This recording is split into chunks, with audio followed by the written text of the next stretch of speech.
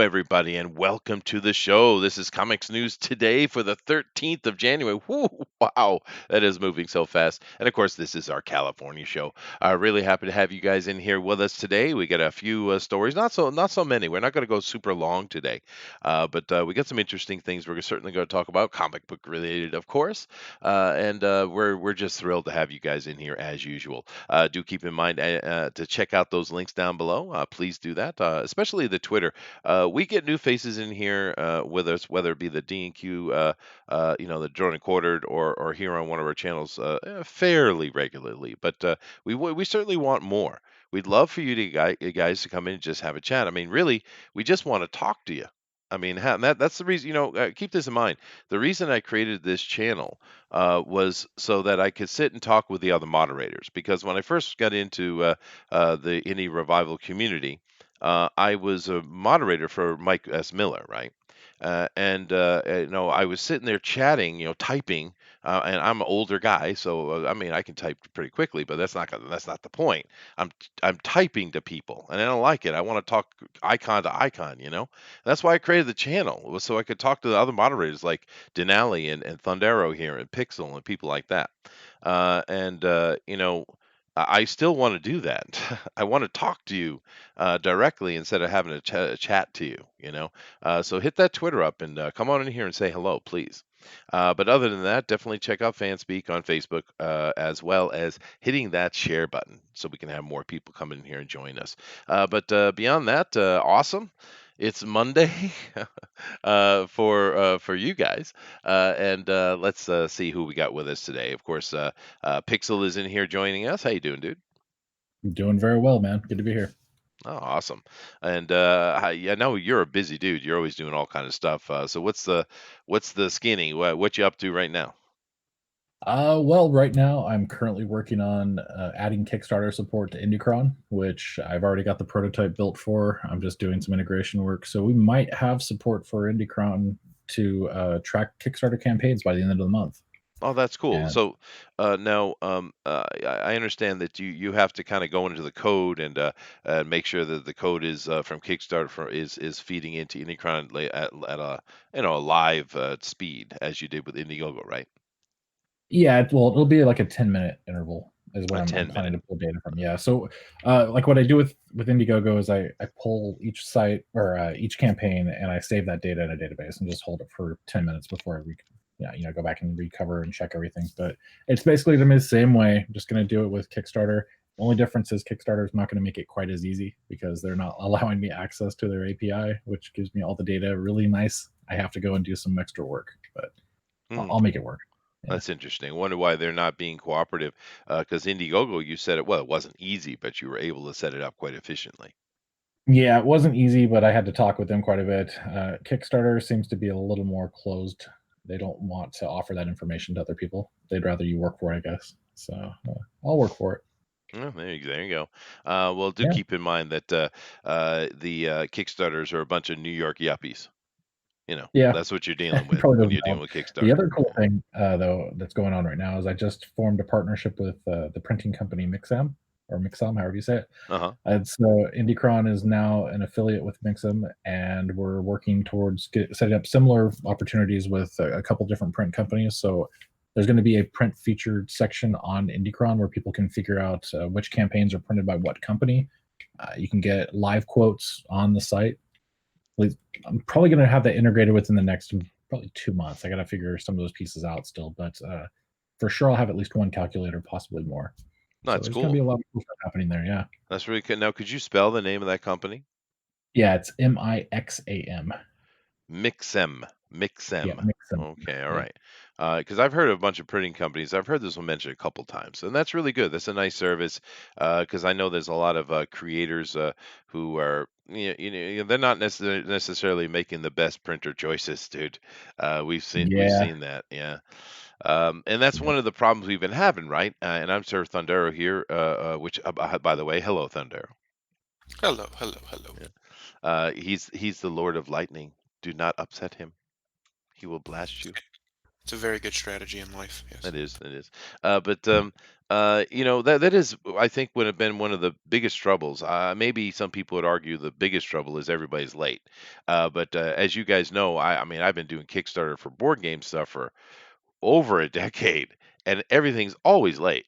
So, I mean, over a year late, you start getting a little peeved.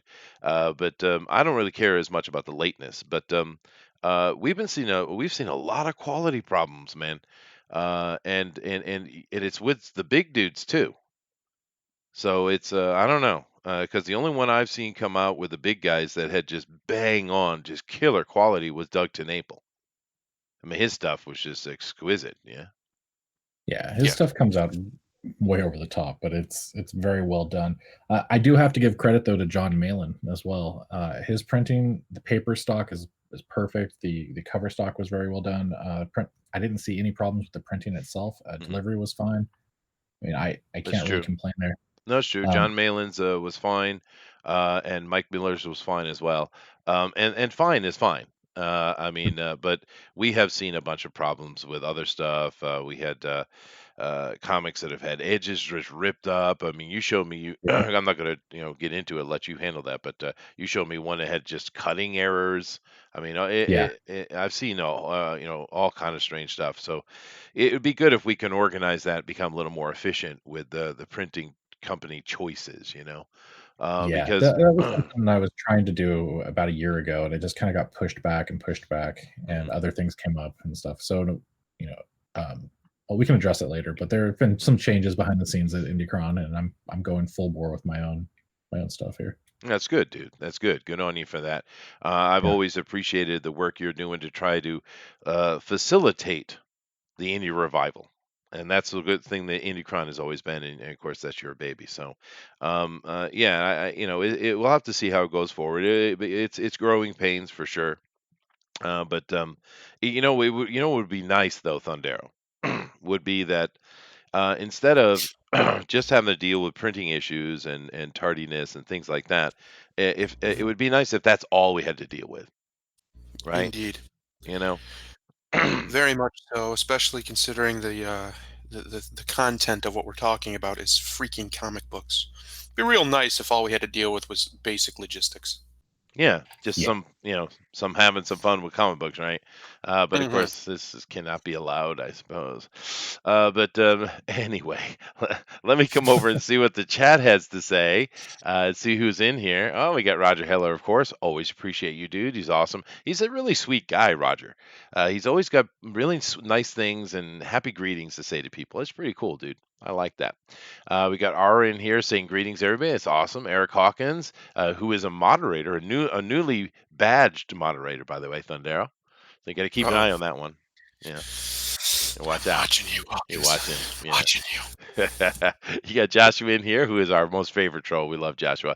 We got Nick in here. He says, Ms. Petickle, which he's talking about that little character who's nobody can name him. But boy, that guy's powerful, though. Nick C says, agreed. Doug and Malin were both excellent. Yeah, I think they were. And I think Mike's was fine, too. I had no troubles with it. And he sent a bunch of stuff out, and he was not horribly late. Nixie says last night was cult talk, Chester. Yes, it was. I had fun. Eric says comics are serious business, Chester. Lives are at stake here. Lol. Well, yes and no. It's a business, right? I mean, if you're coming into it from a different angle than I am, and you're trying to make a living and get your foot in the door, it is serious business. I get it. And the thing I found, maybe you guys have an opinion on it, maybe the chat has an opinion, but it's a lot easier to get into comic books if you're an artist than if you're a writer. It's shocking. You would think it would be maybe the opposite of that, actually, Hmm. but it's not. Um, it's probably mostly just because it's a visual medium. Art's what sells a comic book. Story's what keeps it selling. Sure. So that's probably yeah, really all it is. It's really that simple. Yeah, but see, art is very subjective thing, whereas Hmm. writing is less so. You know what I mean? I mean, you're Correct. you're either capable or not, and it's very clear to see with anyone with a brain. And you would hope that these companies have people who are in charge of making those decisions that are at least adequately intelligent. You know what I mean? Hmm. Um, Well, so I'm just saying, Now you're expecting a lot. maybe. Yeah. But because with the artist, I mean, it's clearly good, even if it's a style that you might not care for. You can look at it and say, "Oh, well, it's good though," right?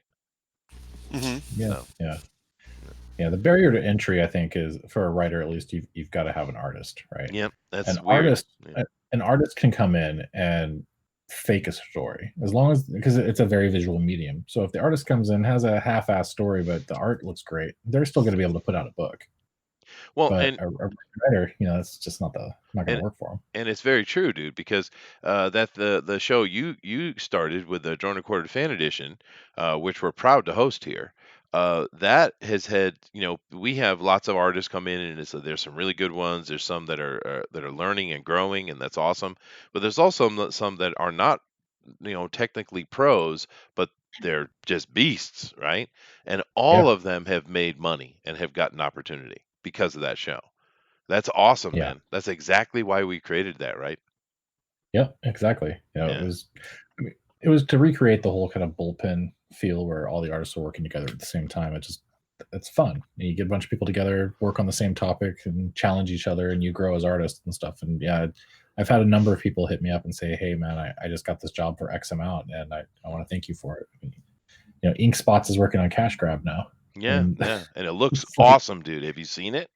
yeah, man, yeah, I'm stoked. I'm It is stoked for him. badass, dude. And I'm glad Cecil's project has continued. Now, I don't know anything about the drama. I don't care about that, guys. But I always like Cecil, man. He's got a great sense of humor, very wry and self-deprecating sense of humor. He's a natural, right? I always like Cecil. He's a bit Yeah, vulgar, but that's okay. But so I'm really happy that project got out of whatever mire it fell into, and that was not a joke, by the way. That was not. I wasn't making a joke. But moving on. anyway, moving on. But Yeah, no, and that's a really cool thing with the artists. There's so many of them that are the really good ones. I mean, the cream rises to the top, right? Are really getting opportunities and stuff. And some of them I think could get more opportunities, but they're busy with their own stuff. So it's really great success story. And I'm not really sure if you guys have watched Mike Miller's Pro Edition anytime soon, but from what I hear, his entire bullpen is my bullpen. Quite a lot of it, from what I understand. Yeah. Yeah. Yeah, So there's a number of them. what are you doing, Mike? Stealing Mike. our talent. That's what happened. That's what he did. He took Weldon immediately. But whatever, I get it. All right, let me check with the chat real quick and see if they have anything to say before I jump on and start getting into the news. Agreed. Doug and Mailer were both excellent. Yeah, yeah. Okay, I read that. If anyone sees Tank Fair, tell him to message me, please, and thanks. Hey, it's Willie Mammoth saying that, and Tank Fair. I wish Tank would come on more. I wish Willie would come on and talk to us more. I like Willie Reed.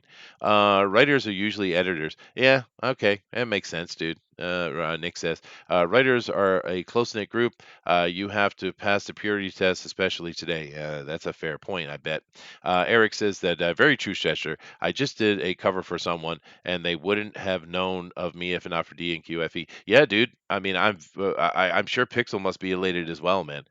It's really cool because that has worked.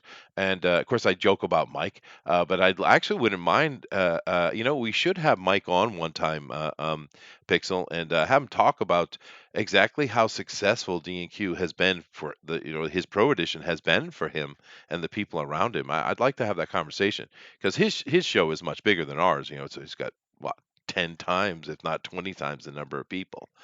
We should have him on and have that conversation. Yeah, yeah, that'd be fun. Yeah, I think so, and I think Mike would be up to it.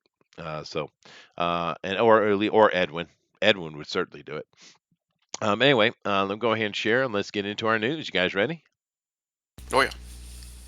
Sweet. All right, and we do have some interesting news too. So let's start out here with it's Falcon. So who wants to be Denali today?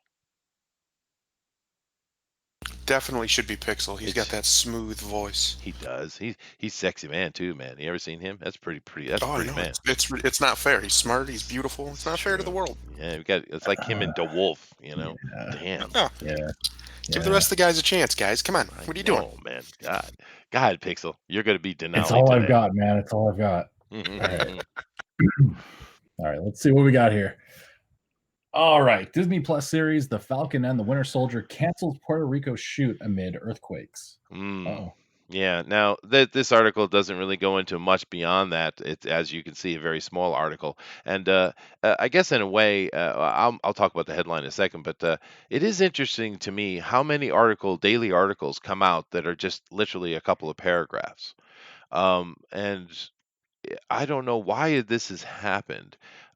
Because it didn't used to be this way. If you're going to have editorial, I mean, it at least had to be four times the size of this, right? Minimum. Um, Hmm. are people's attention span literally that low these days? Nah, it's yeah, just for clicks. They have to put yeah, out something constantly, and if they can get it out within a few paragraphs, they will. Yeah. But anyway, of course, we've been seeing we with that earthquake is something to take seriously, particularly over in Puerto Rico because they don't build for earthquake, right? Now that little 6.4 magnitude, that's nothing, man.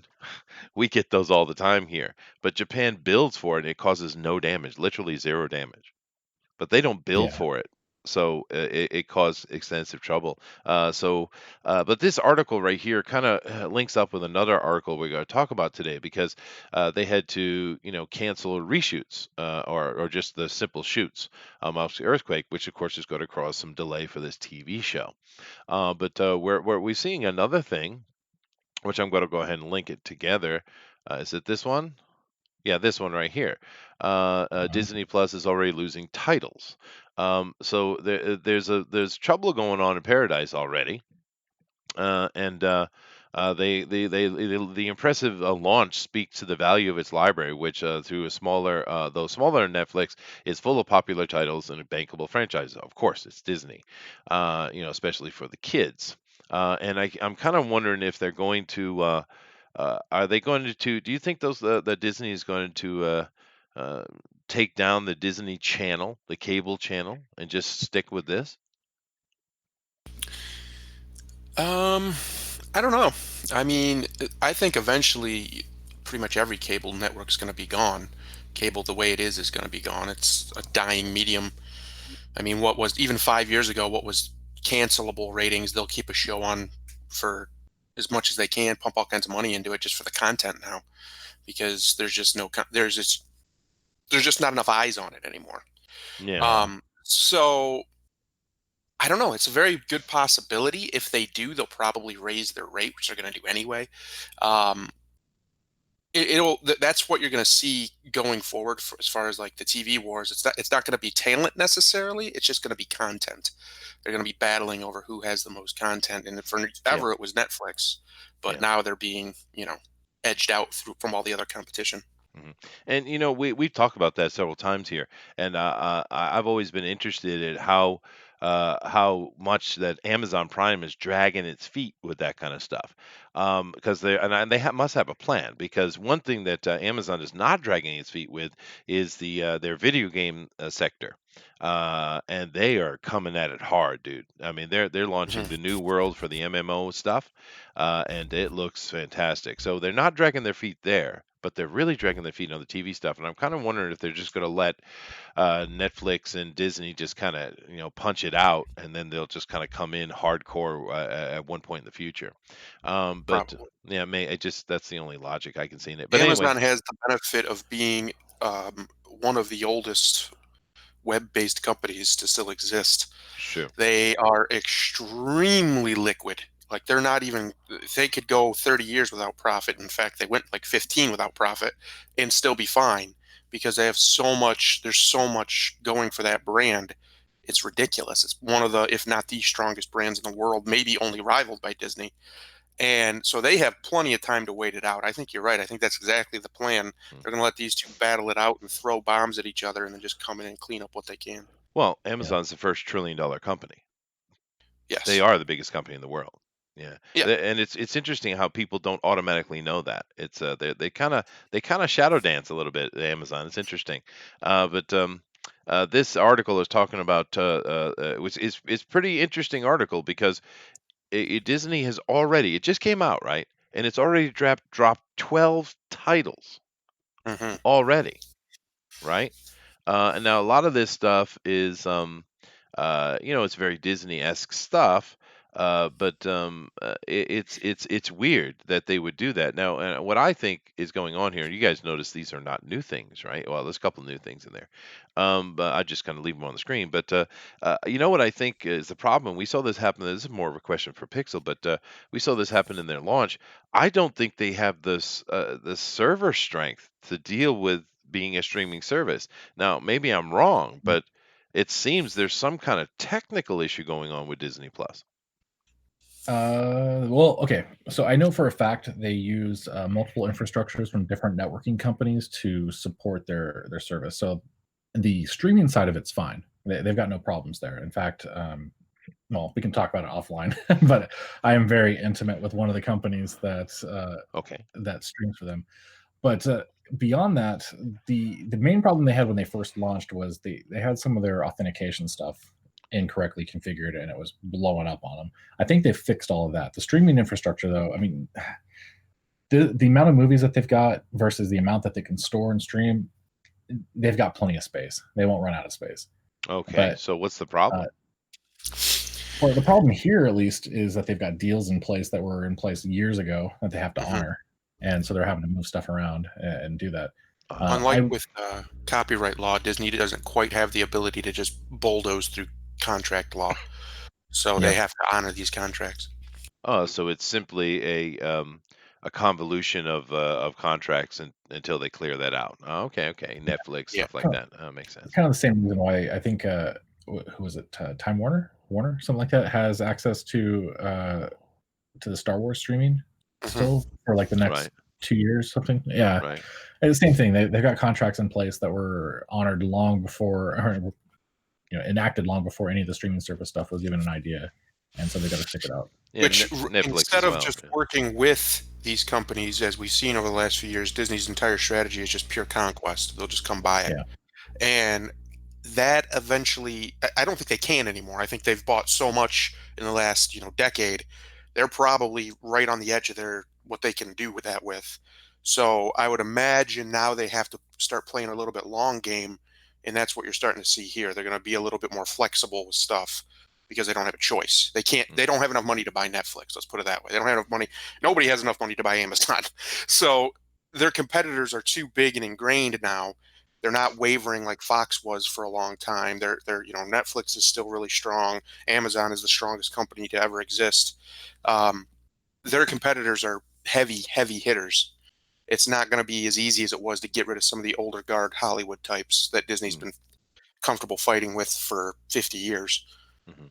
Yeah, and I guess it kind of it's indicative of us just maybe or me just simply not really realizing how old Netflix is, because clearly the Marvel heroes they kept tight to the vest and were able to pull that out very easily, but there's a Mhm. lot of other stuff that's still in under contract. So uh, maybe some of those things they're having trouble with are well before Disney ever thought about doing streaming. Maybe they Yeah. weren't going to get into it I because think the other issue is Disney's a really old company, mm, and they've started to modernize to the digital, well, the information age, really. Um, but they're late to the race, right? And mm, Netflix and Amazon beat them to them. They're both way better. Both are web-based companies for the most part. Netflix wasn't originally, but they are now. Um, so Disney's got a lot of catch up to do, which they're going to do fine. I have no doubt they'll do it, but it's going to take them a little while to get yeah. at on par with when it comes to like hardware and technologically with Amazon and Netflix. They're functional, but I bet you if you knew the infrastructures of like Amazon Prime, it's way more advanced than what Disney's using right now. I don't know. Do you know anything about that, Pixel? Yeah, yeah. So the interesting part. Okay, so here's the thing. Um, all of these services are broken into multiple pieces, and so Mhm. you have a certain portion of the infrastructure, which is the authentication servers and the interface and things like that, which are held and run by one type of server, Uh-huh. and then they're handed off to the edge servers or the streaming servers around the world. Um, just one of the providers that serves traffic for Disney Their peak traffic back in October was 106 terabits per second, and that number sounds really weird. You may not understand what that really means, so let me go there. Consider 106 terabits of data is roughly 3,300 two-hour HD movies being downloaded per second. Yeah, it's not a joke. So that's 12 million hours of data per second being pushed through their network, and they're not stumbling. How long you think it'll be before we see a petabyte? I mean that's 106 terabits per second right now. Petabyte, you're looking at 1,000 times that. So the way that the streaming infrastructure is climbing, I imagine you'd see that within 5-6 years. I Wow. wouldn't be surprised if the military already hasn't done it, to be honest. I'm sure they have. I'm sure they have. Well, So so I know fast, dude. That's so I fast. do know that this company, at least one of these companies, has contracts with the U.S. government and does streaming stuff for them. Um, I don't know if it's all the. I mean, because that stuff is really secure. They wouldn't want to run that across a public network.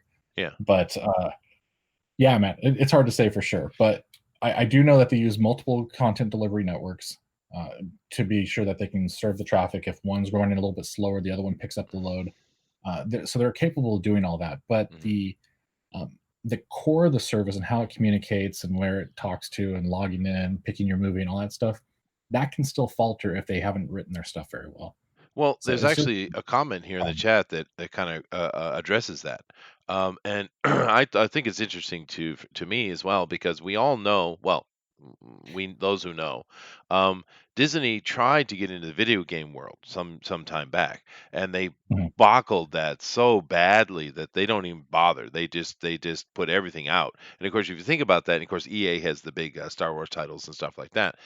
It would be much more efficient to keep that in house, but they're so bad at it, they just kind of source it out, right? They go to subcontractors, and so it was a bit surprising to me that Disney Plus even exists because Disney handles those kind of things so poorly. And yeah, Star Storyteller, which by the way, hello, nice to see you in here. She says that TV, which I like that show, has noticed poor infrastructure for their digital stuff, even their apps for years. yeah, yeah. It's a lot of it is the developers that worked on the stuff. They didn't optimize their code. The Yeah. communication to the server was probably slow. There's a lot of little things that can impact performance on something like that, especially Yeah. at scale. And like I said, Disney's old guard, their old blood Yeah. company, entertainment company, media company, whatever you want to call them, they're getting there, and they're quickly gonna get there. I think I don't have any doubt of that.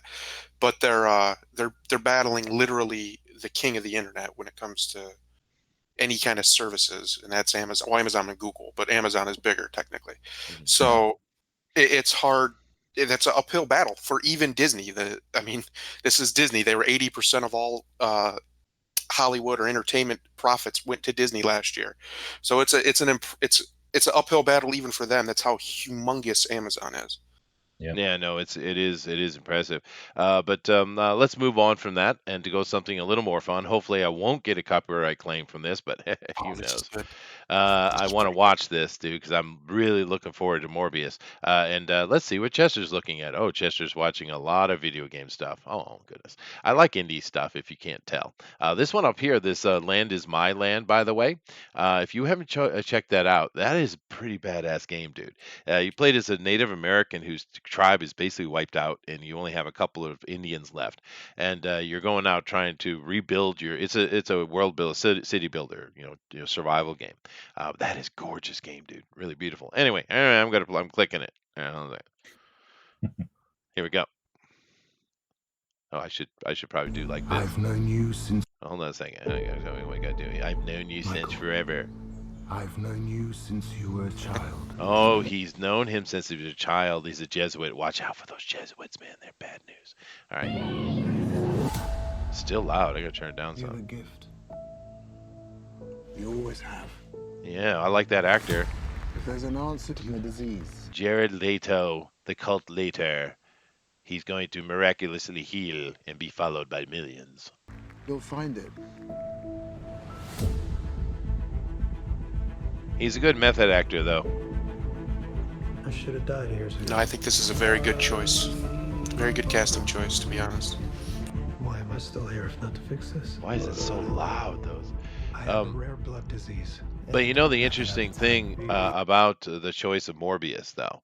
I'm just stopping you. I'm sorry, guys. I'd love to watch it all the way through with us and just be quiet, but we can't. We can't.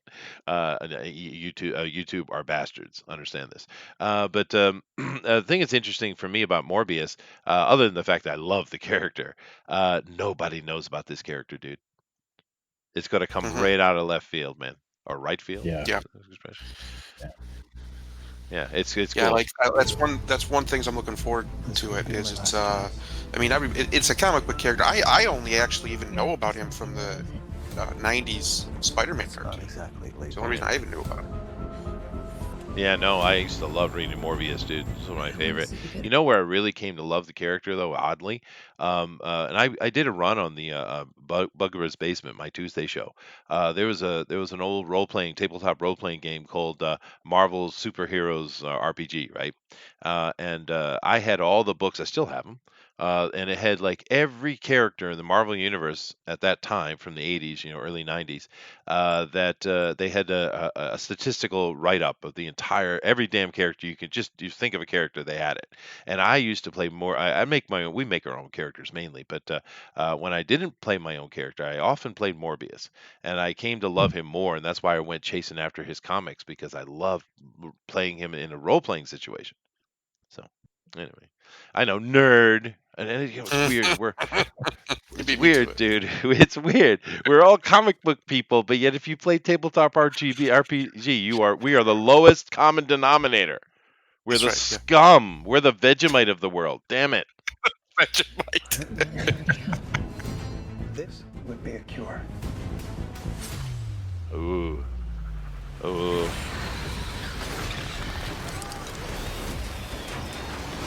Ooh, he controls bats. There we go. At what cost? Ooh. Oh.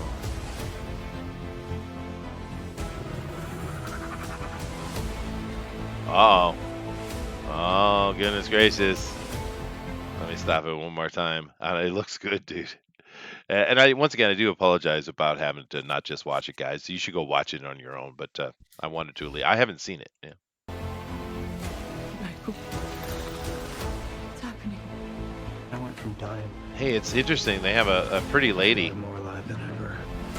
Increased strength and speed, Ooh, they're kind of doing it like The Fly, dude. the ability to Oh, use no. echolocation, Oh my goodness, dude. and an overpowering urge to consume blood. I really like the effects too.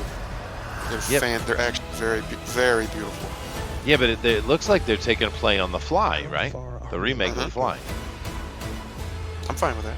Yeah, good idea. so am I. Yeah. I'm also fine with Matt Smith getting more work. It's great.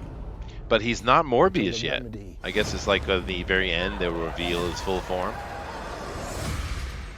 is worse than the disease. Oh, there it is. There it is. There it is, baby. Yeah. All right. For you. That's a pretty good trailer, man. Michael Morbius. Got tired of doing the whole good guy thing, huh? What's up, Doc? Ooh. Oh, no. Is that oh, that's Michael Keaton, dude. Vulture. Is that Vulture? I mean, it must be. That is It awesome. seems to be. Yeah. That is awesome, dude. All right. Okay. So now well, here's my question, right? Okay. yeah. We have Vulture showing up at the end there. I mean, it's obvious that's who that is. Yeah. They're going to tie this into Spider-Man, I'm assuming. It could be Birdman. It could be. um, are they going to tie Blade into all of this too? They better.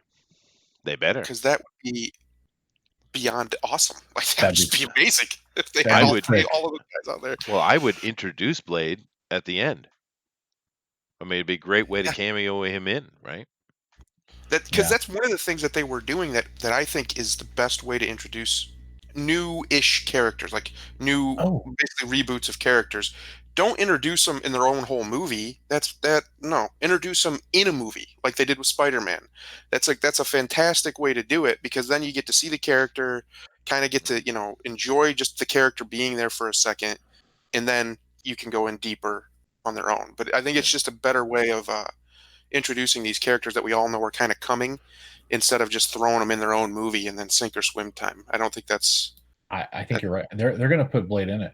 I can almost I would He almost guarantee it. And the it reason, has to be. remember, Yeah. when they did that whole announcement of all the new movies and stuff that were coming, right at the very end, they brought the guy out that was going to be Blade, and they were like, "Hey, that last minute kind of thing, it's Blade! Holy crap!" Yeah, I'm happy with that choice. He's a great actor, man. I know some people have been balking at it, but Thunder and I were talking about it. I think it's just because he doesn't look American black; he looks African, and I Yeah, don't think that matters. That guy is a killer actor. He's gonna be awesome. He's going to be like I wearing said. Go ahead, Chris. goggles and stuff anyway, right? I mean, the character kind of wears a certain uniform. If he's going to do the Exactly. Wesley Snipes style kind of character, he's going to be in shades most of the Yep. time anyway. It Yep. Well, doesn't matter. well, Yep. speaking to exactly what you're saying, what I was going to say is, if you watch Alita, he's in that movie, and there's a scene where he's looking out of a limousine with just like black shades on, and he looks exactly like Blade. Yeah, He he's is a gonna be awesome, perfect dude. casting choice. People just don't realize it yet because they haven't seen him in character. Yeah. Yeah. Now I got to go over here to the chat because the chat has an opinion on that, and I want to talk to him.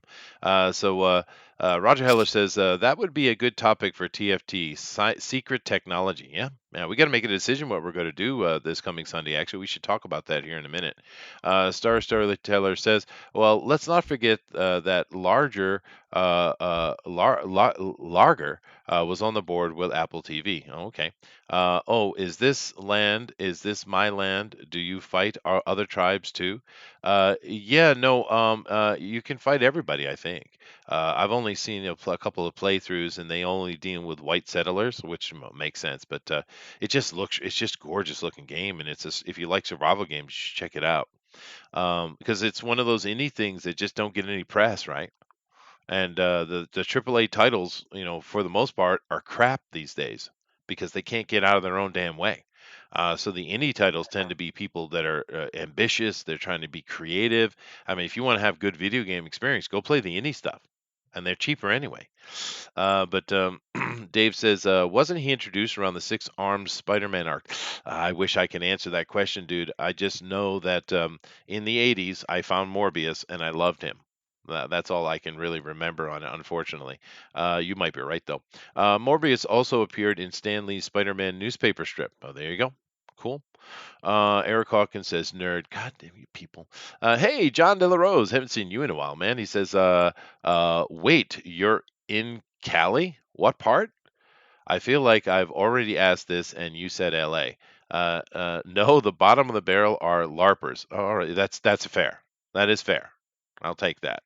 The funny thing about the LARPers is when I was younger, well, actually into my 30s, I was in the SCA. You guys ever heard of the SCA? I have not.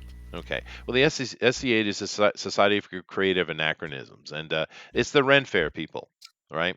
I And gotcha. yeah, and there's a lot of that kind of stuff where the Ren Fair stuff, like making liqueurs and little leather pouches, and people walking around saying "Ye doth" and "hath" and things like that. But the for me, what I was in it for was the combat, because you put on metal armor and you walk around with wooden swords beating the hell out of people. Dude, I have been in a Penzix war with SCA, a couple of them actually, that had 10,000 people on the field at once, man. It is Jeez. badass. It's like football with weapons. It's badass, dude. I I can love imagine it. the noise. The noise was probably amazing. Oh, it's gorgeous. Dude, when you have a shield charge and you have 100, 200, 300 people doing a shield charge against each other, and the clack of those shields together, it's freaking thunderous, man. It's beautiful. It is barbaric in the most wonderful way possible. But anyway, the SCA stuff. Why was I talking about it? I had a reason. Oh, the LARPers. Yeah, yeah, yeah. In the SCA, we have a group that are called Boffers, right? And what they do is they take like these little wimpy PVC pipes and they put foam on them, and they sit there and do these little mock tag type fighting games. And it's like, why do you exist? Put on the armor and get bloody. I don't get it. But yeah, LARPers are the bottom of the barrel. Storyteller, you're absolutely correct. Sorry for that divergence, but uh, because I loved it, man. I used to do tourneys all the time, and I really loved army stuff because I basically would. My job mainly was as a coyote, is what they called it, and I had to basically just work my way to the back and just take out archers, and then come in and just cause havoc, right? Uh, Chester 2020. My job was mainly a coyote. It was. I know, right? Right, right, right. When I got in my 30s, I'd say around 37 or so, like that, where I used to be able to go to a war weekend or something like that, and I used to be able to heal up like in a day, two maybe. But it started getting to the point where it's taking me a week to heal up, right? Or more, and it was just it's just too aching on the bones, man. So I stopped doing it.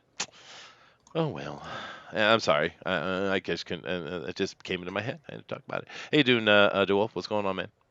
What were you talking about playing? SCA, dude. Oh, okay, SCA, yeah. Yeah, yeah.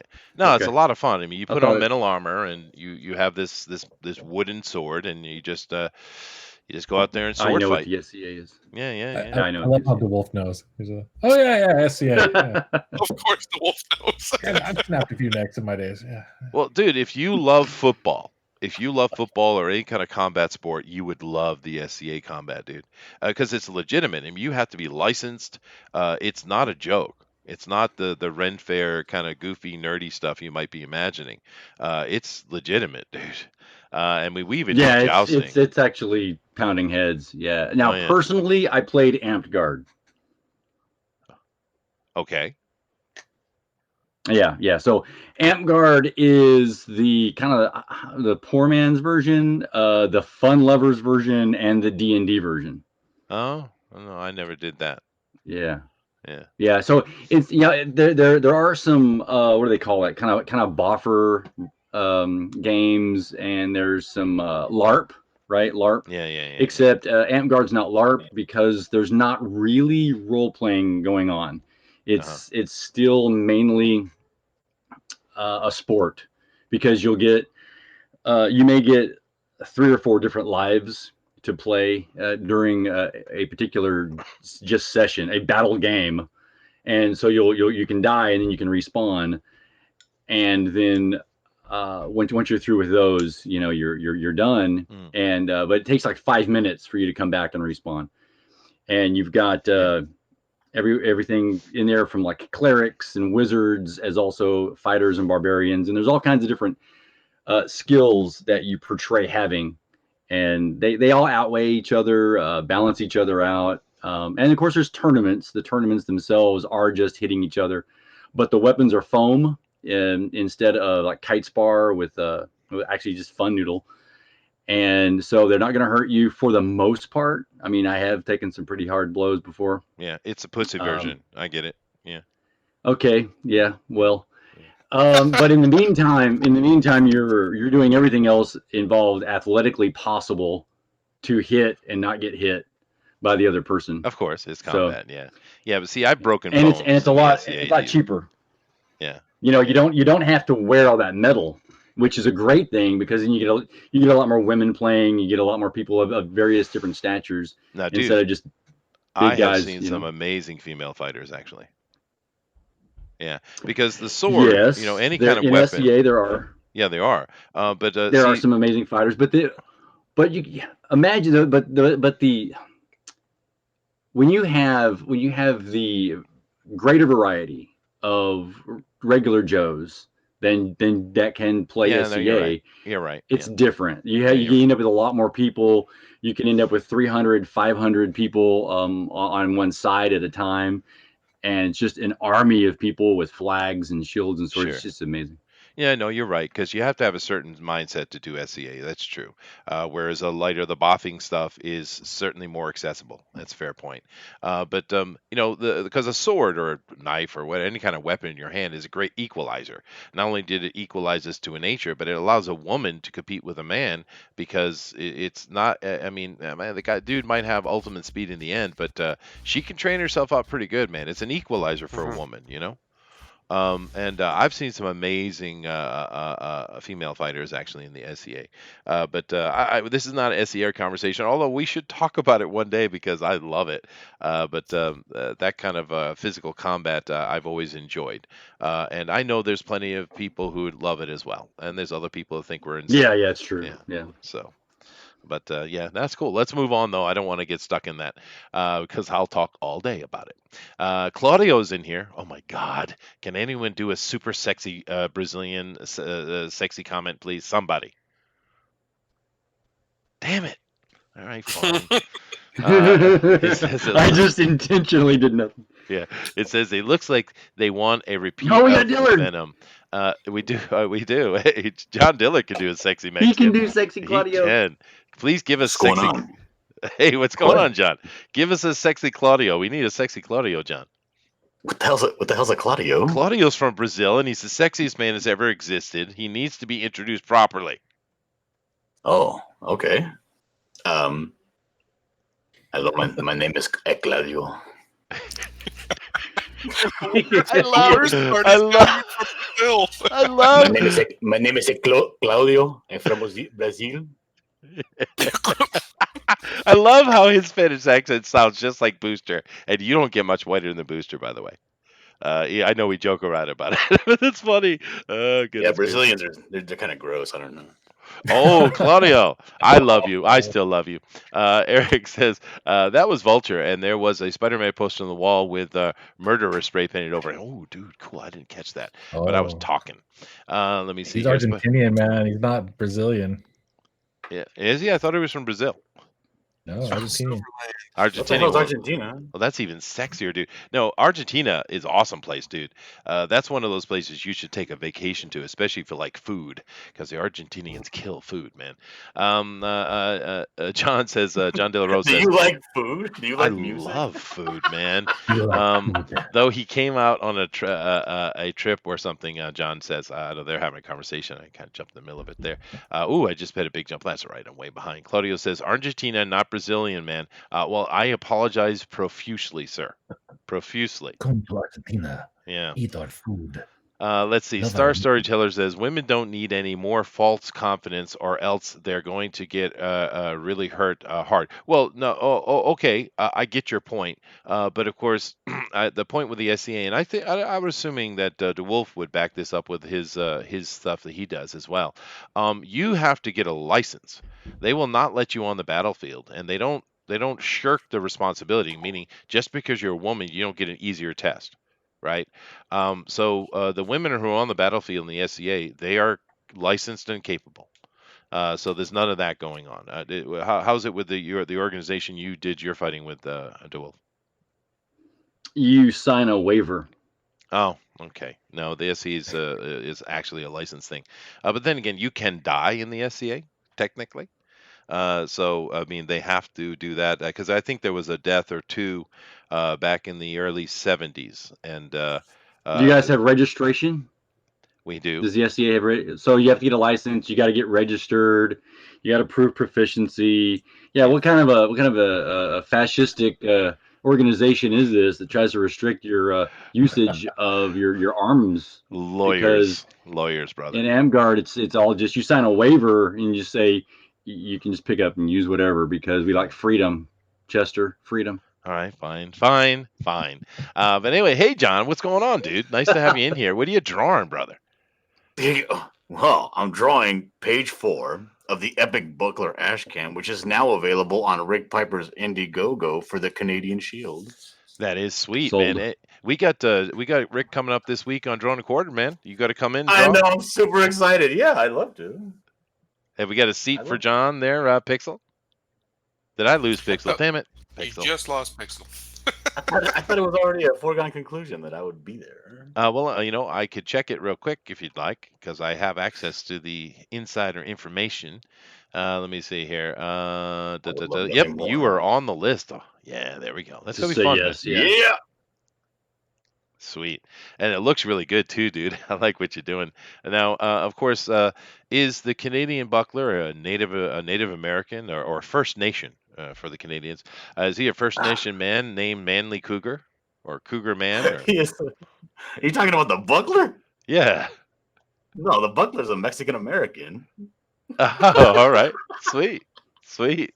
He Sweet. was actually a super liberal, and when Donald Trump became president, he was one of those people that claimed that he was going to move to Canada, and he's kind of a man of principle, so he had to do that, even though he didn't really want to.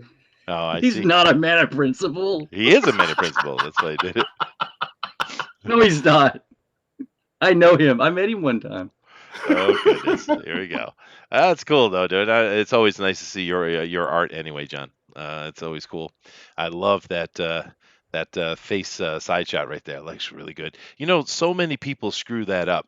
I've seen plenty of the up and coming artists, and they'll do the front on and they do all that stuff just fine, but they can't get that side face shot, man. What's so difficult about that, John? That people have so much trouble? Uh, they don't commit to it. They're scared. They want to include the neck. They want to include. You just get it big. Just get it on there, and then just get it out there because it's not going to go to the Louvre. Well, you know, it really looks very two-dimensional a lot of times when people try to do it. It looks very flat. Yours has dimensionality to it. You know what I mean? Oh well, he's the Buckler. He's a great character. He just lends himself to all kinds of dimensions. That's not what I meant at all. I know exactly what you meant. It looks good though, John. No, but the way that I draw, I do kind of put the squishy scratchies in there. So I'll go in there and I'll contour the nose and I'll make sure that it has the hatching and stuff so that it does look a little bit more 3D-ish. But that's cool. Yeah, I'm old enough to remember when this was a news show. What happened? Oh, shut up, dude. Fine. All right, fine. I'm moving back over. Fine. And we haven't covered a lot of news today. I did that. Let's see. We don't have a lot of time though. Let me see. So should we talk about this one right here, or we should talk about this one, or should we talk about this one, or we should talk about this one? You know, let's just talk about all of them. This right here, it says a new alleged MCU leak details Marvel's future, including Young Avengers. Now, why would you go Young Avengers and not Avengers Academy? I mean, you should have a Disney Plus series called Avengers Academy. I mean, right? Yes. Yeah. Why Yeah, this Young was a Avengers? bad plan. It sounds like it was concocted to call it that by some really old Disney executive on a board who doesn't understand. He's just using young because young, it'll attract young people because it says young. Oh, we gotta get the young kids. We gotta make them kids again. I hate. Finally, for once, we were getting superheroes and some people in some movies that had some age on them that looked like they knew what they were doing. Oh no, let's go back to this whole Fantastic Four thing where you've got these brilliant super scientists in their 20s, with multiple masters. Oh. Yeah. Now, some people aren't late bloomers, Oh, All right, fine. Well, they have a She-Hulk cover here, Dan Slott's She-Hulk here, and I really hope we get this She-Hulk, man. That's what I want. I want that She-Hulk. I don't want this. New freaking. I don't even know what to call it, She-Hulk. I don't even know what to call that. I think everybody wants that She-Hulk. Good lord. Damn, yeah, but she's like my height, dude, or taller, I think actually. That's a sacrifice I'd be willing to make. I gotta climb up on that thing. I'm telling you, man, because I've always liked She-Hulk.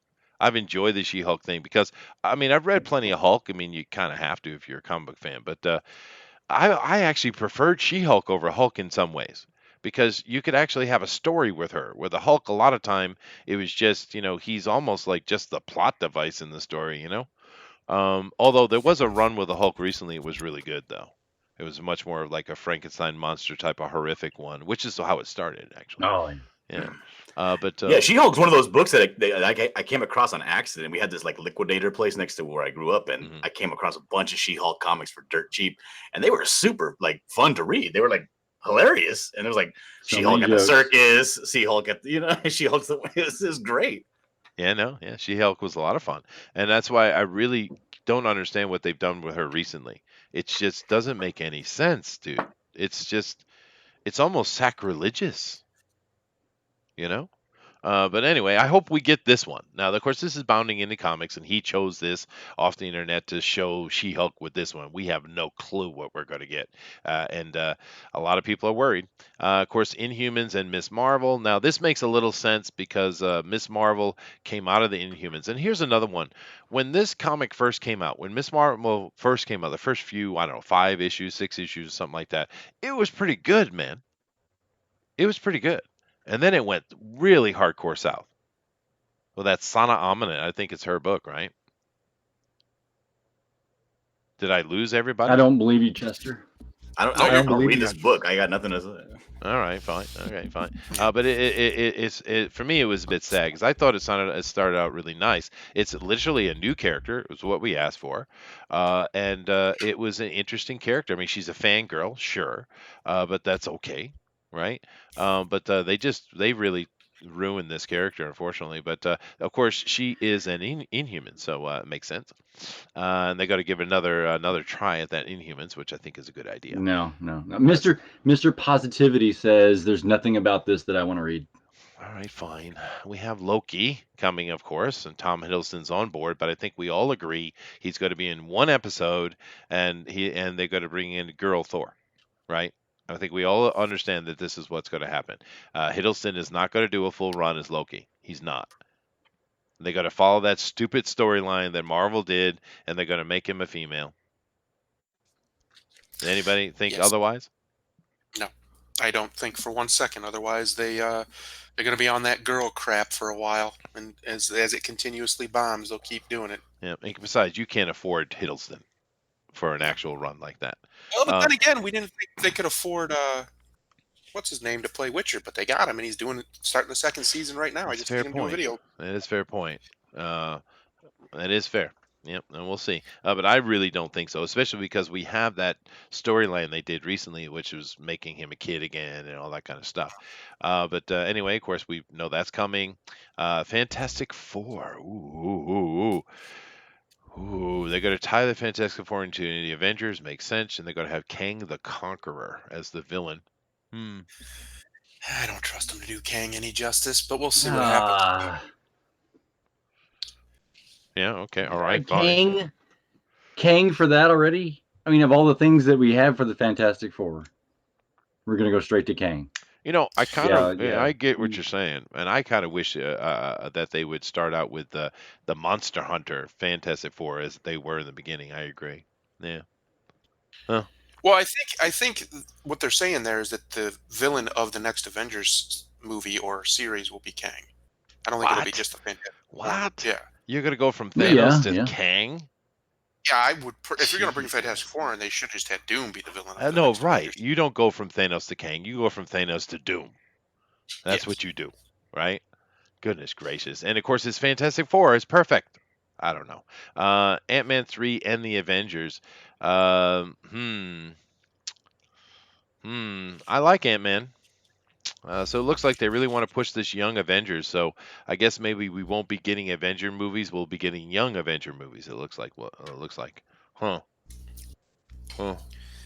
Agents of Sword. They're going to have to rebuild the MCU pretty much from the ground up now that the main star is gone. And yeah, but he can come back. There's ways of doing that if they really want him to or need him to. But he's gone, and the two main stars, Captain America and him, are both going to be gone. So they're going to have to rebuild this franchise from the ground up, which is kind of shocking how poorly they planned their exit. You think they would have had that ready.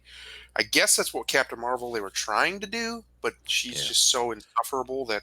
Yeah, that's the problem. She screwed it up. They had a plan. Yeah. They obviously had a plan, but it's been derailed. But then again, Agents of Sword is in this list, dude. And that's, of course, Captain Marvel. That's Miss Marvel, right? So now, interesting. That and Sword, it deals with the intergalactic threats. That's right. Instead of Agents of S.H.I.E.L.D., right? That's right. So what I foresee here, Fantastic Four goes out into space, gets cosmic powers. Which they kind of already did with Captain Marvel. There. Right. Well, I mean and then you got Captain Marvel. Well, they took the Fantastic Four origin and gave it to Captain Marvel, right? Which is weird. But anyway. Oh, geez. Well, that's what I they can't did believe in you the just movie, said right? that. Yeah, That's awful. You're right. yeah. But anyway, if they keep going on that cosmic realm, right? Because now the Guardians of the Galaxy's visited Earth. We know there's more things out there. We know there's the Kree scroll, and that's been opened up. Yep. Everyone knows after the snap, right, that there is an intergalactic threat. So Sword is the next thing to come. It really made that part really makes sense, and all these other heroes coming along with that cosmic, um, portion to them. It's Doctor Strange, and it's interdimensional, but it's also cosmic. That makes sense as well. The only ones that don't make sense are actually even Spidey. He kind of falls to the wayside when it comes to the cosmic storyline. He does, and they don't really have control over Spider-Man anyway, so it kind of makes sense to move on without him. But of course, we know Moon Knight is coming, and it looks like it's not going to be little boy Ratcliffe, which is nice, or whatever the hell his name is. Blade, of course, we already talked about, and Thor. I don't know why it's in this list, but that's cool. We've already talked about that a lot, though. What if? And that's the last one. Now, what if they also provided some details on Captain Marvel episode of What If? Okay, they're going to do Captain Marvel in What If. This episode will apparently see Mariah Rambeau acting as the test pilot instead of Carol Danvers. Rambeau will receive the power derived from the Space Stone and pass them down to her daughter. Interesting. Now, a lot of people wanted to see Rambeau instead of, or actually, a lot of people want to see the, Marvel. But that Mm-hmm. I'm glad they're going with a daughter because that actress, she's annoying, dude. The girl who played Maria Rambeau in the movie, she's very annoying and just kind of she's not very different from Brie Larson, to be honest with you. Seems like Feige has a type, and it's very annoying women. He likes them, yeah. Oh He boy. maybe he's one of those one of those dudes that dresses up in little maid costumes for him. I don't know. If I had my, if it was my decision, I would make the MCU. I'd bring it down in scale, which they're doing, Yeah. trying to bring it down in scale from the massiveness that was the Thanos story, which still wasn't even anywhere near as massive as it should have been. Um, and I would make guys like Blade, and some of the more ground level people your focus going forward, at least for about a decade, and then bring the cosmic stuff back in. Instead of they're trying to mix and have both, and I think that's a really bad idea because one's going to overshadow the other, whether it's the character work of the lower level heroes or just the epicness of the cosmic level heroes. I don't think it's going to blend like they think it's going to. And I think they're going to wind up having to put one on the back burner over the other, which isn't necessary if they just would hold off on the big cosmic people and do them later when they're ready to do a big cosmic story. Well, the cool thing though about what the article we just went through, because I agree with you to a point. But the cool thing about the article we just looked at is this. Uh, this felt like we were talking about new comics that were coming, but it's not. It's new movies and TV series.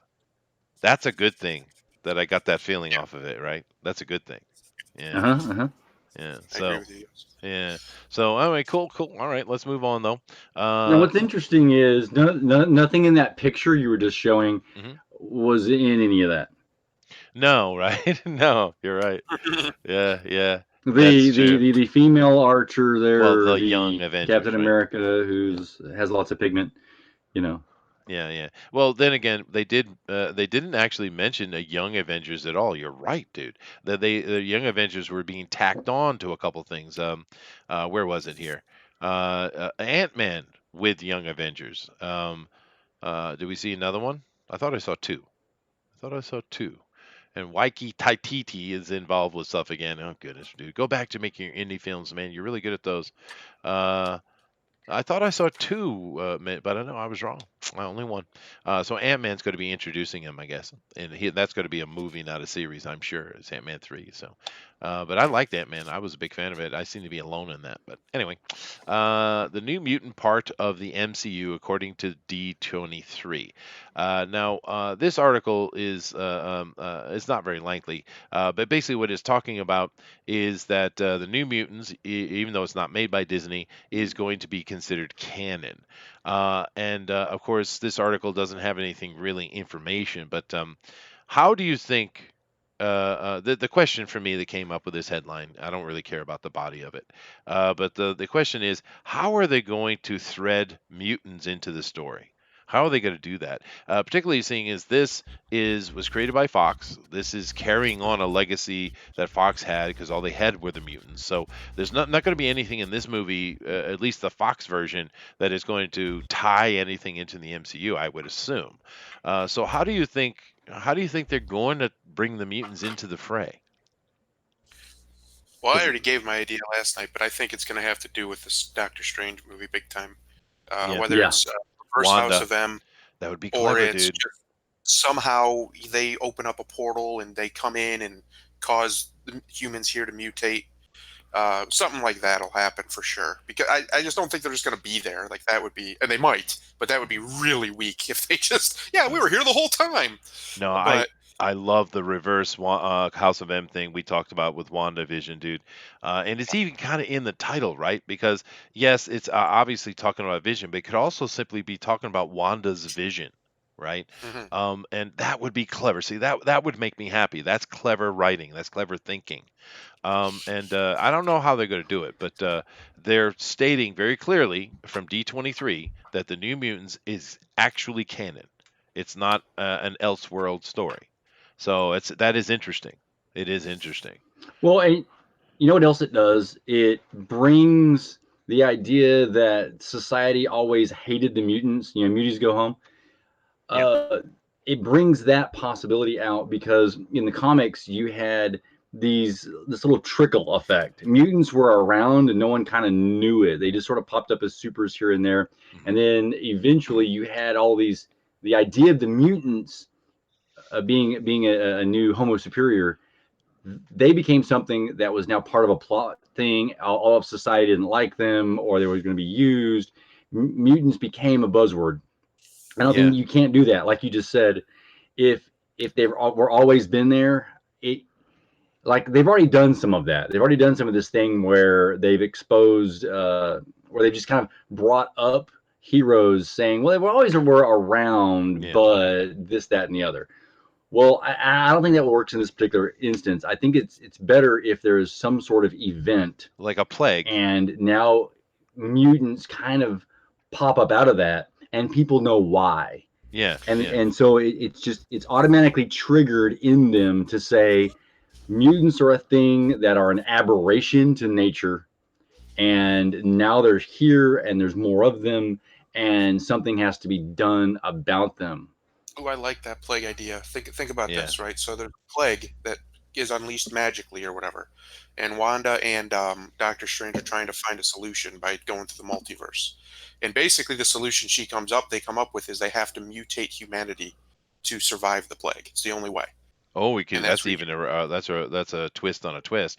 Yeah, get. no, but then again, keep in mind Inhumans and Miss Marvel, because wasn't it Perlmutter, or was that the dude that was just hated Fox so much that he didn't want to mention mutants whatsoever? So they Mhm. went more Inhuman with the Terrigen Mist, which of course Miss Marvel's not a mutant; she's an Inhuman. But they've kind of convoluted it, right? They haven't done it in the movie, but they've done it in the TV show. So you have the Terrigen Mist. Could they possibly be some kind of shift to mutants are no longer mutants? They're just all Inhumans. I don't know. It's convoluted, dude. Yeah, possibly. Yeah, because Yeah, they put the Terrigen Mist all out in the, I don't know, the seawater, and I think all other it's like a around the cloud moving globe. moving around the Yeah, planet, right? And of yeah. course, it's like a plague, is what it was. Mhm. So I don't know what they're going to do with it, but it's interesting because they're going to have to find a way to tie in. And I love the Wanda idea, and I really got my fingers crossed that they're doing something like that. Uh, excuse me. And the one thing about Kevin Feige, even though we know he's a full on liberal, I mean hardcore one, and he's finally been unleashed, so he can do what he wants to do. So fair enough. But the other side of Feige is he knows to hire good writers, dude. I mean, even the like Endgame, which I didn't care for. I understand why it was made, though. I get Mhm. it. So I don't know. It's quite fascinating to see how they work it out. Of course, the only people who would have this conversation are comic book nerds, though. No one else would even care. Yeah, yeah, yeah. And I even and speaking agree. of I even comic book understand nerds, why. I even understand why people like Endgame. I see through it. Yeah, It's not like a dig on them. I get why they get it. It's very sentimental. And it's well written for that purpose. It's it just is. not well written for the purpose of what it was supposed to be. Yeah, exactly. Go ahead, Duel. Yeah. And speaking of those comic book nerds, when you take all of the ideas that we just had here and you think they're kind of cool and interesting and it would make it a good movie, you now cut that down to about a third, and that's what we're actually going to see on screen. Yeah. Well, unfortunately, I like to think that people in charge of multi-billion-dollar companies are smarter than me and more clever than me.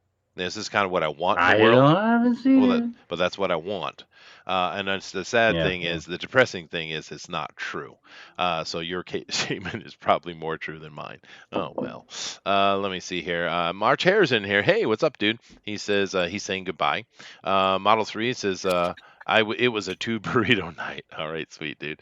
I thought the Agents of Sword was Spider Woman, Jessica Drew. Well, she's certainly part of it as well, but of course Carol Danvers was very much part of Sword Guy, for sure. Yeah, maybe they are in a different part of the multiverse of madness. Maybe. I don't know what they're going to do, but it should be interesting. Mutants or evolves some of the humans. Mutates or evolves some of the humans. Yeah, no, I think so. I think it would be clever. He has been firing folks for creative differences. Feige? Yeah, maybe. I'm not sure if that's what you're talking about, but a casting couch. Oh, it's always the women that are the darkest. You ever notice that? You ever notice that? It would explain why the women all have a very similar personality, except for a couple Uh-huh. in the MCU. Yeah, right, right, Oh. right. After Um, that first one. yeah. Anyway, it's this is actually maybe the most interesting article of the day, oddly enough, because I'm really curious to see how they're going to solve that problem, because they got a problem. They have Miss Marvel, which they're desperate to make it popular, which because she's not, but they're desperate to do it, right? But then you have the problem of her being an Inhuman, and they're already made a decision that the TV show, I think it's going to be a TV show, not a movie. The TV show is once again bringing Inhumans, and they tried that with Marvel, Agents of Shield. With then it failed pretty badly. It was very boring and uninteresting. And of course, I believe that show is canceled now, but that's why they brought in Ghost Rider, and it was much more interesting again, right? And I kind of liked the new Ghost Rider. I thought it was a cool take, Yeah, it was pretty good. Yeah. Anyway, let's move on. Now, this article isn't going to take but a second. Matter of fact, I don't even need to read any of this nonsense, really. Let's just look at the headline. Slate reporter Mark Joseph Stern. Oscar nominations are insanely sexist and racist. Yes, Oh my Stern, God, you are right. They are. they always name something like Stern. Anyway, Yeah. Yeah, but I mean, he's right. But it's not the way he wants it to be right. He's like this, Hollywood's so white. It's so white. He's one of those type of dudes, right? But yeah, you're right. There's a lot. The Oscars and all those other award ceremonies have lost all value whatsoever. They've just lost it all. Even in comic books, the Eisners have shot themselves straight in the face. They have no value whatsoever anymore, because it's all become politic. Now, I'm not saying politic didn't exist. Of course it does. But they have really gone way past the pale these days. So, yeah, you're right. It is sexist and racist, just not the way you're saying it, right? I've seen all the Oscar contenders except Joker. I will not watch Joker. I will not. And I fear fairly qualified to say that these nominations are insanely sexist and racist, so brazenly biased toward white men that it feels like the Academy is straight up trolling us. Well, you know what? Maybe the non-white men need to step it up. How about that? Right? Because I'm seeing a lot of women that are just kind of playing on their virtues, right? And actually, some of the group of people I see that are not white men that are stepping it up are actually black actors. We're seeing a lot of black actors who have got opportunity because of all this nonsense, but they've stood up, dude. There's some really good black actors coming out right now. I mean, do you guys agree or? Oh yeah. I agree. Yeah. Yeah, I mean it's come out of an ugly thing, but I've seen a lot of really good black actors coming up, and I'm glad for that because I just want good acting. But this is just another. I don't know what's a good word, DeWolf. You're less vulgar than I am. Would you like to title Mr. Mark Joseph Stern? What?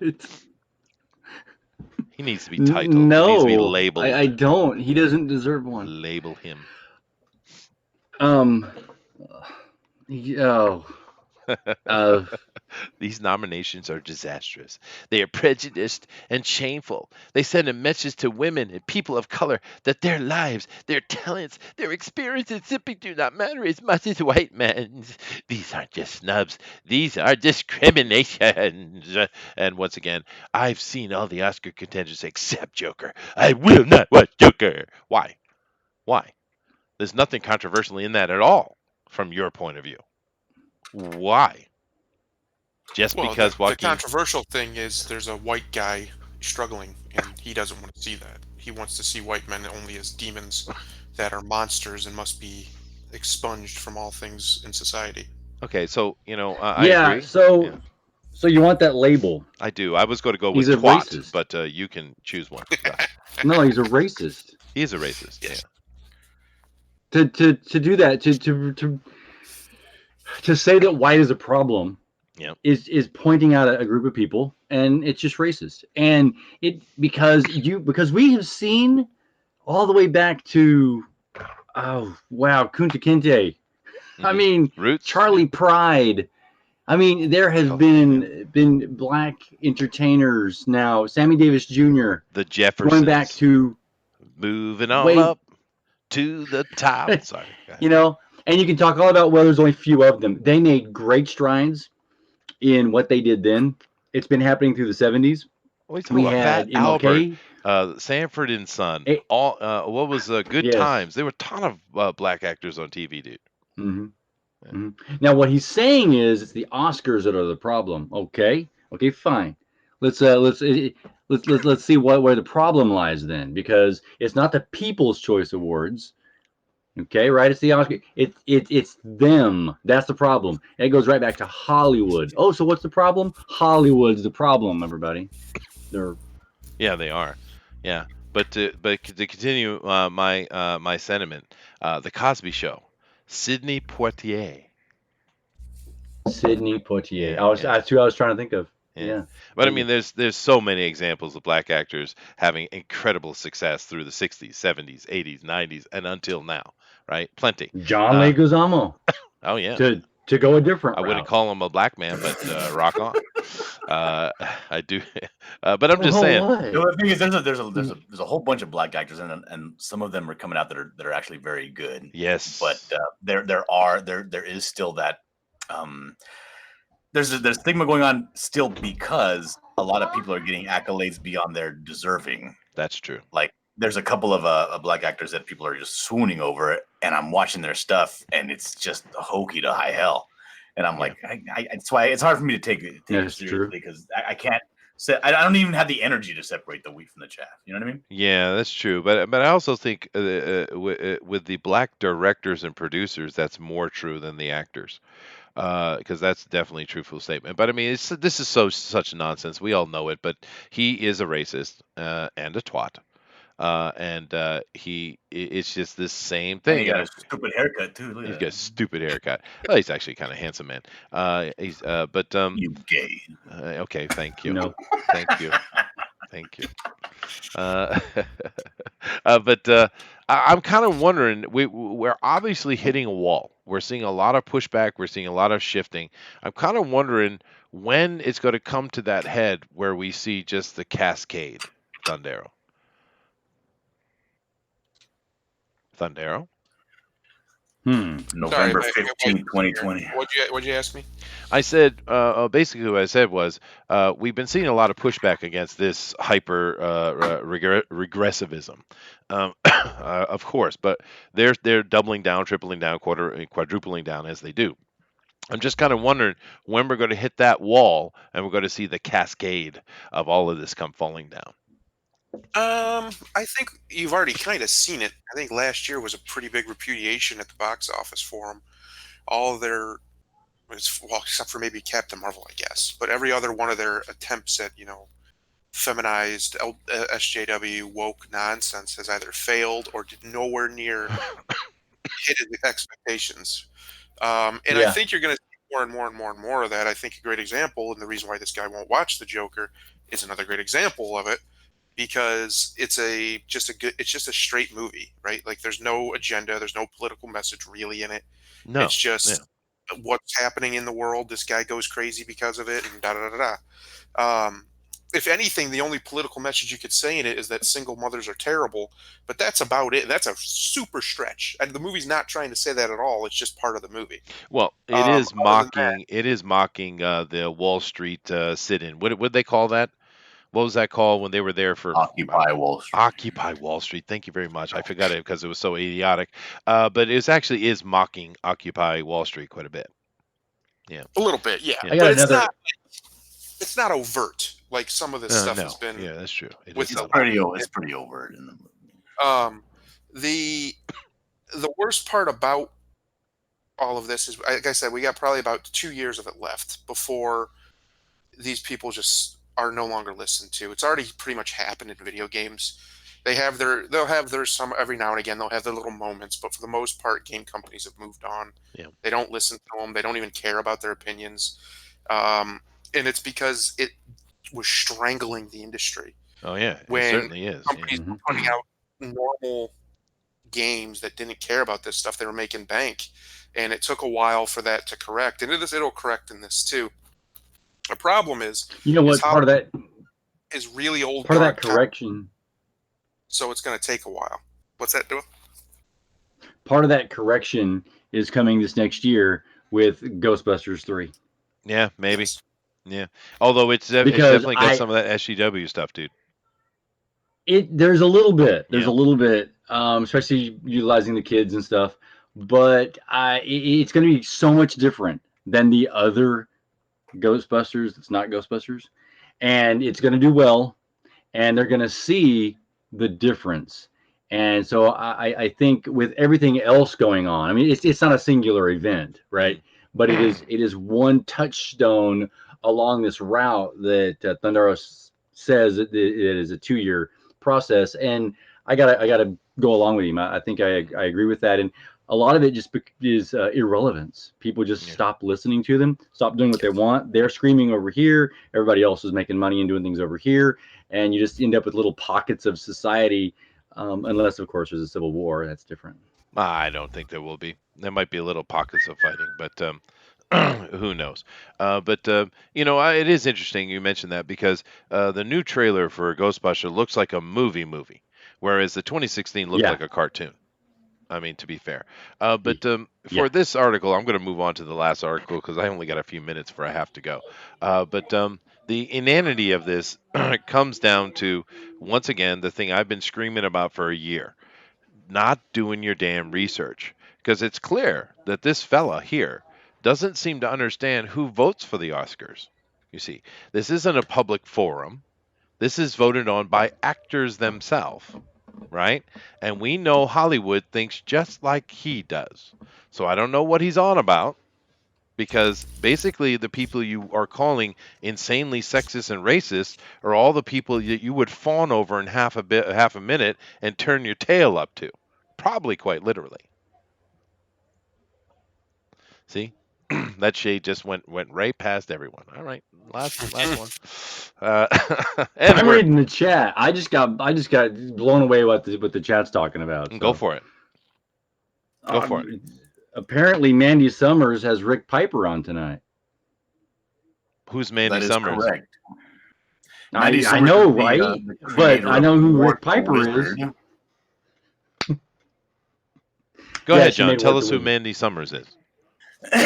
Mandy Summers is the creator of Wart the Wizard, the comic book that fractured that Comicsgate. Goofy Jew girl that was sitting in the tight rainbow pants, showing him off, trying to be sexy. Yeah, that one. Yeah. Trying to sell a kid's book. Yeah, fake Southern accent girl. Yeah. Okay. Yeah. So Rick Piper is on the show currently, right now, Sweet. and he is shilling his book, The Canadian Shield.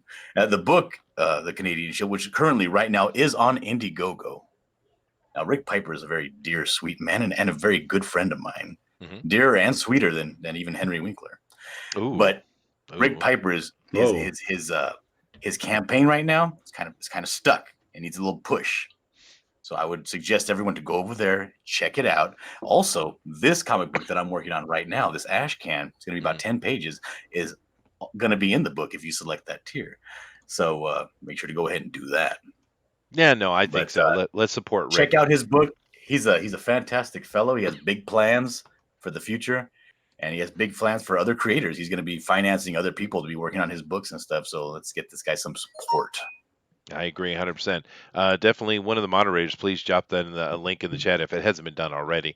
And definitely go over and support Rick. I mean, Rick's been doing this a long time. He's been in part of our community for a long time. And why not support him? He's only asking for $2,000. I mean, let's get his book made, And of course, he's going to be on out there every single day, 3 times a day, going live, drawing consistently every single day for the last 2 years. That's right. That's right. More than that, I think it's 3, John. I really think, I think it's longer than that. But I only know that guy for 2 years. What do I care? Yeah, there you go. But we do have our drone recorded the fan edition or ultimate edition this week as well. So good on him. I'm glad Rick is going to other places, and he should be pushing his book as much as possible. That's awesome. All right, let's get our last story. Like I said, I got a couple of minutes. I gotta get through this quick. After Charlie's Angels, Kristen Stewart's Underwater flops hard at the box office. So 2 major flops in a row. Now, here's the thing that's very interesting about this for me, and then I'll get these guys' opinions. Charlie's Angels was a horrible movie. It's just a horrible movie. It's not well written. The concept is bad. It's stupid and idiotic. It was a waste of time that no one asked for. Underwater, however, if you go and listen to the critics who actually know what they're talking about, it's actually a pretty good movie. It's a sleeper. It's actually a really good flick, and she does a good job in it. But the problem is Kristen Stewart, right? She's the problem, just like Brie Larson. She is controversial because she can't shut her damn mouth. She wants to go and have some lesbian action with everyone all the time because now all of a sudden she's a lesbian. My wife said that to me. She's like, when did that happen? Exactly. Right? It happened because it was fashionable and popular to be so. That's right. And that's the problem with Kristen Stewart. She is a fangirl herself. She's a follower. She's a sheep that just spews and vomits out of her mouth the absolute idiocy of all the people around her who she desperately wants to emulate. And she has killed this movie, right? Because it sounds to me... Well, no, it sounds to me, dude, that she actually does a great job in this movie, and it's a good movie, but it's not going to make any money because everyone's like, screw that. I don't want to see Kristen Stewart. She's nasty. I mean, that's the reality, dude. And anyone want to argue that? That's my opinion. That's my rant for the day. I do want to argue that because I don't think that Kristen Stewart is any good at all. I don't even think that she's a passable actress. I would normally agree with you. I don't think that this. I find it hard to believe that Kristen Stewart did a stellar job in this movie. That's what the critics are saying, though, dude. And I don't watch those idiot Hollywood critics either. Yeah, but critics. How can I trust the critics about what the hell they say about Kristen Stewart? Well, I get the point, dude. But the people who I listen to, I tend to agree with, and they're not the Hollywood types. They're more the YouTuber types. And that's another problem. Most people see her as being a very bad actress. But my point is, this movie flopped because of her. That's my whole point. Because it sounds like it's a pretty good movie, actually. What is it about even? It's like it's The Abyss or Deep Star 6. Is it a movie where she's going to be dull and dour the whole time and spouting off a lot of technical stuff? Maybe. But there's easy thing to do. There's some underwater threat. Yeah. But that's the only reason I put it up was because here's another person that keeps screwing the other people around them, right? Because if it is a good movie, if it is a solid flick, all those other actors are suffering because of her actions and her idiocy, right? Thundero, come on, Thundero, you must want to lay into Kristen Stewart. He's not going to bite on that. Did he leave? Thundero took off, yeah. Oh, damn it. I think he saw a picture of Kristen Stewart just left. Probably true. Probably true. Well, we are way past our time, and I'm literally got to walk out the door here in a few minutes, so I do need to wrap it up. But DeWolf, do you have anything to finish off with this? I'm looking at her filmography over on a web page, and I've not watched any of these things. Yeah, no, So she's not a I'm great not sure what actress. that tells you, but No, she's yeah. not a good actress. You're right. Yeah. But anyway, I just wanted to cover it, and I just think it's really sad when you get these people who are supposed to be part of a team, of the film team, and they go out and they make so much nonsense noise that they end up hurting all the people around them.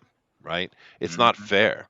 You have all those actors who came and worked hard, did the best they could, and looking for opportunity. Right? And you have one person amongst you is just showing their ass and causing trouble. That's like not doing that these sucks, movies, dude. making a film. It's almost like making a film. It's like being a professional artist. You're starting from square one every time. You don't That's just right. show up and you can't rest on your laurels. You got to go and audition for every single part. And all these people essentially are starting. It's like doing these comics. Like everyone is starting a small business. You got to. You got to really, really go for it every time. And you get somebody going out there. It's like you're starting a small business and somebody goes out and yells at a customer. It's like, what the hell are you doing? Exactly. It's a lot of stuff on the line here every time. A lot of work, a And lot of especially people. with these actors, it's millions of dollars on the line here. Yeah. And but I also wanted to mention that one particularly because so many of the critics, at least, like I said, the ones I listened to anyway, really liked it. So she's really hurt something that could have been popular because, of course, if the movie does well, then they might do a sequel, which means more money for the people involved, right? I mean, it is what I'm getting to. But anyway, I've certainly beat that to death. This is I love that. That is a great looking panel you have there with him standing on the corner of the building, dude. Oh yeah, That's epic. he rushed over to the side of the building. He's gonna see this voracious lesbian woman who's harassing this beautiful young woman, and he has to go stop it right now. That makes sense. That makes sense. But that's such a truly epic type of classic epic stance, man. It's even got the light. This is the Buckler Epic Ash Can. That is cool. All right, guys, I really got to run. I'm way past my time today, but we had a lot of fun. I hope you guys did as well. Love you guys coming in every day and giving your opinions and being part of what we do. So let me go ahead and let John get his last word. Then we'll go to and have DeWolf namaste us out of here. All right. Well, my last word is go and check out Rick Piper over there on Mandy Summers' channel. Whatever she's up to, who really cares? Go and support Rick Piper. Rick Piper is the most important thing in anybody's life, especially mine. Canadian Shield. Go check it out on Indiegogo. There you go. DeWolf, namaste us out of here, man. Yeah, well, Dillard, he's definitely has a good point there because Rick Piper's a great guy. It's all about supporting Mandy Summers doing her job. She's supporting Rick Piper. And, of course, John is over there supporting Rick Piper. I support John Dillard. Flying Sidecard Press, of course, is looking at John Dillard to be working with him as well in the future. I'm just going to go ahead and publicly announce that now. That's because cool. all of this that we have going on around us is about community and helping out one another. And when you help out one another, you end up getting more out of it by giving to others, and being supportive of others is always positive throughout the community in every sense of what we do. And so as you're positive, that always comes back to you, and it increases your own positivity, and which of course helps you make the world what you want it to be. Namaste. Gesundheit. Thank you. All right. Thundera, you want to get a word in before I say later? No, just bye, everyone. I was just seeing if you guys were still here. My stuff cut out for a second.